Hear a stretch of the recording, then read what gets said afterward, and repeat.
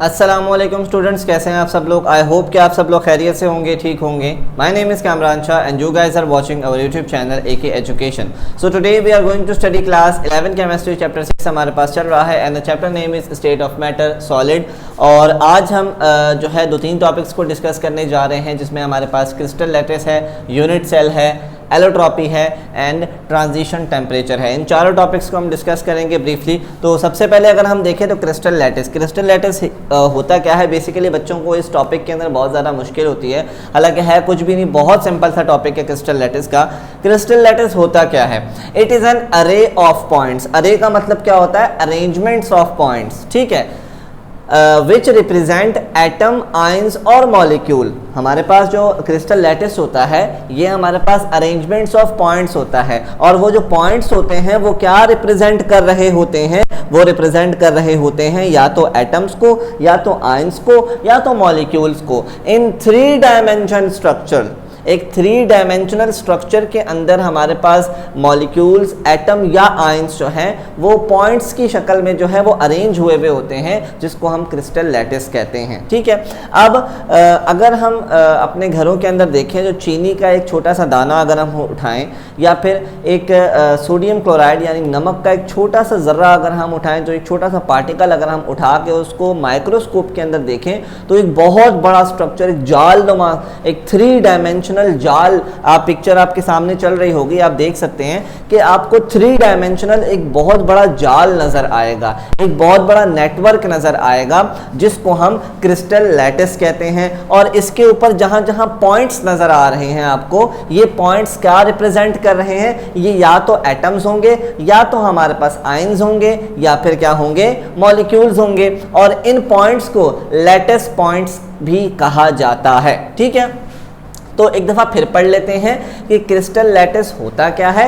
It is an arrangement of points. इन तमाम points की अरेंजमेंट होती है विच रिप्रेजेंट एटम या आयंस और मॉलिक्यूल्स। इन तीनों में से कुछ भी हो सकते हैं, यानी ये जो पॉइंट्स हैं ये क्या जाहिर कर रहे हैं? एटम, आयंस या मॉलिक्यूल इन 3 डायमेंशनल स्ट्रक्चर। एक 3 डायमेंशनल, एक बहुत बड़ा सा स्ट्रक्चर है, एक 3 डायमेंशनल स्ट्रक्चर है जिसको हम क्रिस्टल लैटिस कहते हैं। और इसके अंदर जो आपको पॉइंट्स नजर आ रहे हैं, ये पॉइंट्स क्या रिप्रेजेंट कर रहे हैं?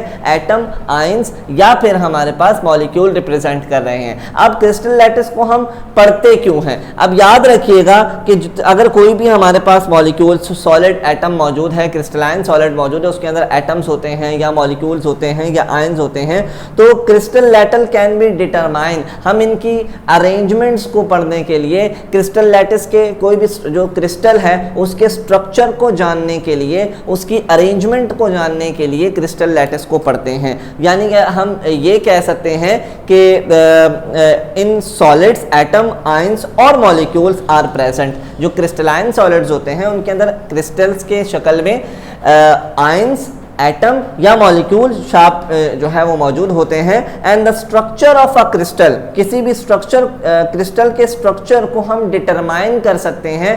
The structure of a crystal can be determine with the help of lattice, crystal lattice. जो क्रिस्टल लैटिस है इसकी मदद से हम किसी भी जो क्रिस्टल है उसके स्ट्रक्चर को डिटरमाइन कर सकते हैं, हम उसका स्ट्रक्चर जान सकते हैं। बस सिंपल सी बात होती है क्रिस्टल लैटिस के अंदर। It is an arrangement of points which represent atom, ions या molecules in 3 dimensional structure is called crystal lattice. Crystal lattice एक बहुत बड़ा जालनुमा नेटवर्क है, एक स्ट्रक्चर है किसी भी जो है क्रिस्टल का, और हम उस क्रिस्टल के स्ट्रक्चर को डिटरमाइन करने के लिए क्रिस्टल लैटिस को पढ़ते हैं। अब मैंने अभी आपको बताया कि क्रिस्टल लैटिस जो है एक बहुत बड़ा स्ट्रक्चर होता है। अब बहुत बड़ा स्ट्रक्चर है तो वो छोटे छोटे यूनिट से मिलकर बना होगा। तो ये जो क्रिस्टल लैटिस है ये छोटे छोटे स्ट्रक्चर से मिलकर बना हुआ होता है, जिसको हम कहते हैं यूनिट सेल। अब यूनिट सेल क्या होता है? द स्मॉलेस्ट रिपीटिंग पैटर्न, यानी क्रिस्टल लैटिस के अंदर बार बार रिपीट होने वाला जो पैटर्न है या जो स्ट्रक्चर है या फंडामेंटल पार्टिकल है, from which the lattice is build, जिसके थ्रू लैटिस को या क्रिस्टल लैटिस को बनाया जाता है, क्या कहलाता है? यूनिट सेल कहलाता है। जैसे एक दीवार है वो ब्लॉक से मिलकर बनी हुई है, हमारी अगर अपनी बॉडी की बात करें तो ये सेल से मिलकर बने हुए हैं, ठीक है। इसी तरीके से जो क्रिस्टल लैटिस होता है ये छोटे छोटे स्ट्रक्चर से मिलकर बना हुआ होता है, छोटे छोटे 3 डायमेंशनल स्ट्रक्चर से मिलकर बना हुआ होता है, जिसको हम क्या कहते हैं?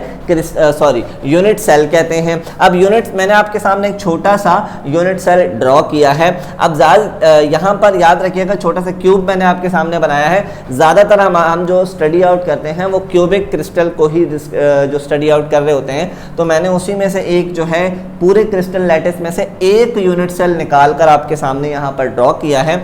अब याद रखिएगा कि हमने क्या करना है, इस क्यूब के अंदर या इस यूनिट सेल के अंदर एक पॉइंट पकड़ लेना है जहां से हमें तीनों एक्सिस नजर आ रहे हो। तो यहां मैंने इस पॉइंट को पकड़ लिया है, यहां से मुझे एक्स एक्सिस भी नजर आ रहा है, वाई एक्सिस भी नजर आ रहा है और जेड एक्सिस भी नजर आ रहा है। इस यूनिट सेल की कोई ना कोई हाइट भी होगी, कोई ना कोई लेंथ भी होगी, कोई ना कोई ब्रेथ भी होगी, ठीक है। तो ये जो डिस्टेंस है इसको मैंने क्या कह दिया? एक्स एक्सिस, इसको वाई एक्सिस और ये जेड एक्सिस है, ठीक है। यहां से यहां तक का जो डिस्टेंस था मैंने इसको ए का नाम दे दिया, यहाँ से यहाँ तक की जो हाइट थी या डिस्टेंस था मैंने इसको बी का नाम दे दिया, और यहाँ से यहाँ तक की जो हाइट थी जेड एक्सिस वाली, इसको मैंने क्या नाम दे दिया? सी का नाम दे दिया। अब देखें कि इनके दरमियान आपको एंगल्स बनते हुए नजर आ रहे होंगे। बी और सी के दरमियान जो एंगल बनता है उसको हम कहते हैं अल्फा, ठीक है। सी और ए के दरमियान जो एंगल बनता है उसको हम कहते हैं बीटा, और ए और बी के दरमियान जो एंगल बनता है उसको हम कहते हैं गैमा, ठीक है। तो ये एंगल्स भी इसके दरमियान बन रहे होते हैं यूनिट सेल के अंदर। तो ये सिंपल सी डेफिनेशन है हमारे पास किसकी? एक यूनिट सेल की, ठीक है। ये आप जो है अगर आपसे एग्जाम्स पॉइंट ऑफ व्यू के हवाले से एग्जाम्स में भी अगर आपसे पूछा जाए यूनिट सेल क्या होता है, तो आप ये बता सकते हैं कि the smallest repeating pattern from which lattice is build, या फिर ये लिख सकते हैं कि the fundamental and the smallest particle of crystal lattice is known as unit cell. वो छोटा पार्टिकल जो बार बार रिपीट हो रहा होता है किसी भी क्रिस्टल लैटिस के अंदर, वो हमारे पास क्या कहलाता है? यूनिट सेल कहलाता है, जिसकी मैंने डायग्राम भी आपके सामने बना दी, इसके एंगल्स भी बता दी और इसकी हाइट वगैरह सारी चीज़ें मैंने आपको डिस्कस कर जो है वो एक्सप्लेन कर दी हैं। नेक्स्ट जो है हमारे पास है टॉपिक नंबर 2, वो है एलोट्रॉपी। अब एलोट्रॉपी होता क्या है? 9th क्लास के अंदर भी आपने एलोट्रॉपी का कॉन्सेप्ट थोड़ा सा डिस्कस आउट किया था, लेकिन आज हम इसको थोड़ा जो है ब्रीफली डिस्कस करते हैं कि एलोट्रॉपी होता क्या है। बेसिकली एलोट्रॉपी कहते हैं the existence of same element, एक ही एलिमेंट की एग्जिस्टेंस इन 2 और more different form is called allotropy. यानी एक एलिमेंट का 2 या 2 से ज्यादा फॉर्म्स के अंदर पाया जाना हमारे पास क्या कहलाता है? एलोट्रॉपी कहलाता है। जैसे फॉर एग्जांपल हमारे पास डिफरेंट एलिमेंट्स हैं जो कि एलोट्रॉप्स होते हैं। जैसे अगर हम सबसे फेमस एलिमेंट की बात करें तो वो है हमारे पास कार्बन। कार्बन जो है नेचर के अंदर इसकी ये बहुत सारी फॉर्म्स के अंदर पाया जाता है। हम जो 2 को डिस्कस करते हैं वो है डायमंड एंड ग्रेफाइट। आपकी बुक के अंदर जो एग्जाम्पल है वो डायमंड और ग्रेफाइट की एग्जाम्पल है, लेकिन कार्बन की बहुत सारी जो है एलोट्रॉपिक फॉर्म्स होती हैं। कार्बन डायमंड भी है, ग्रेफाइट भी कार्बन है, बकीबॉल भी कार्बन है, अच्छा कोल भी कार्बन है, चारकोल भी कार्बन है, कोक भी कार्बन है। तो ये सारे के सारे जो एलिमेंट्स हैं, ये सारी के सारी जो फॉर्म्स हैं ये कार्बन की ही हैं। यानी कार्बन एक से ज़्यादा फॉर्म्स के अंदर पाया जाता है। यानी एक एलिमेंट का 2 या 2 से ज़्यादा फॉर्म्स के अंदर पाया जाना एलोट्रॉपी कहलाता है। इसी तरीके से एक और एग्जाम्पल है आपकी बुक के अंदर, वो है एलोट्रॉप्स ऑफ सल्फर। सल्फर भी जो है ज़्यादा फॉर्म्स के अंदर पाया जाता है। 2 किस्म के हमारे पास सल्फर होते हैं, एक होता है हमारे पास रोम्बिक सल्फर और दूसरा होता है हमारे पास कौन सा? Monoclinic sulphur. आपके सामने पिक्चर चल रही होंगी, आप रोम्बिक सल्फर और रोम्बिक सल्फर की पिक्चर भी देख सकते हैं और मोनोक्लिनिक की पिक्चर भी आप देख सकते हैं कि दोनों का स्ट्रक्चर हमारे पास कैसा होता है। तो ये हमारे पास 2 स्ट्रक्चर के अंदर पाए जाते हैं। रोम्बिक सल्फर को हम अल्फा सल्फर भी कहते हैं और इसको मोनोक्लिनिक सल्फर को हम बीटा सल्फर भी कह सकते हैं। बुक के अंदर यही इनके नाम दिए हुए हैं। वैसे तीसरी इसकी टाइप भी होती है, लेकिन हम सिर्फ दो के बारे में डिस्कस करेंगे क्योंकि आपकी बुक के अंदर सिर्फ दो के बारे का, दो एग्जाम्पल्स का ही जिक्र है, तो हम दो ही पढ़ेंगे, ठीक है। तो आई होप कि एलोट्रॉपी समझ आ गया होगा। The existence of same element in two or more than two different forms is called allotropy.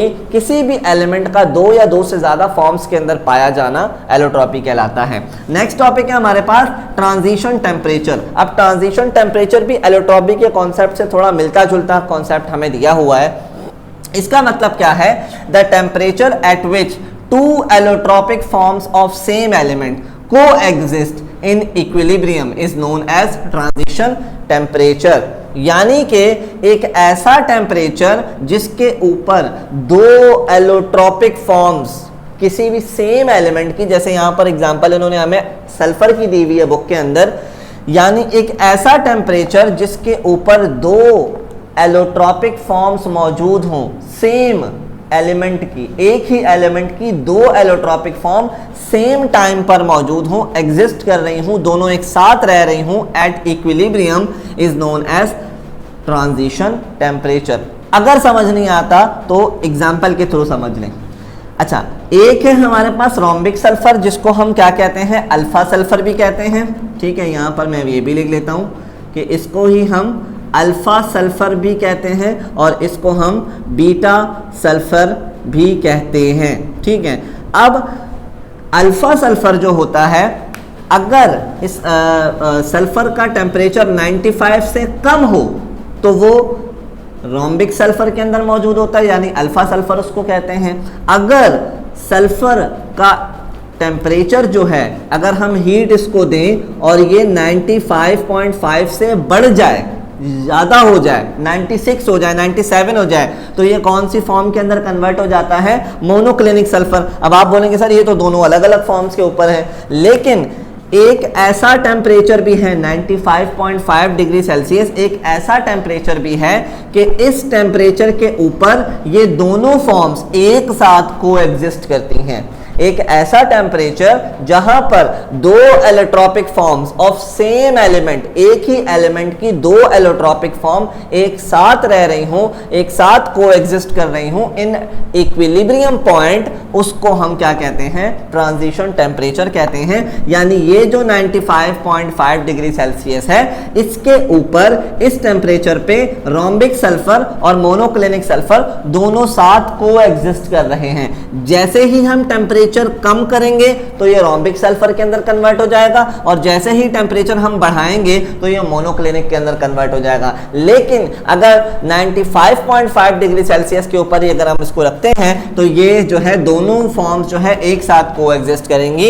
इसी को हम क्या कहते हैं? ट्रांजिशन टेम्परेचर कहते हैं। तो आई होप कि ये टॉपिक भी आपको अच्छे तरीके से समझ आ गया होगा। अगर इससे रिलेटेड कोई भी क्यूरी है, कोई भी क्वेश्चन है, तो लाजमी आप हमसे कमेंट सेक्शन के अंदर पूछ सकते हैं। तब तक के लिए अपना बहुत सारा ख्याल रखिएगा। अल्लाह हाफिज।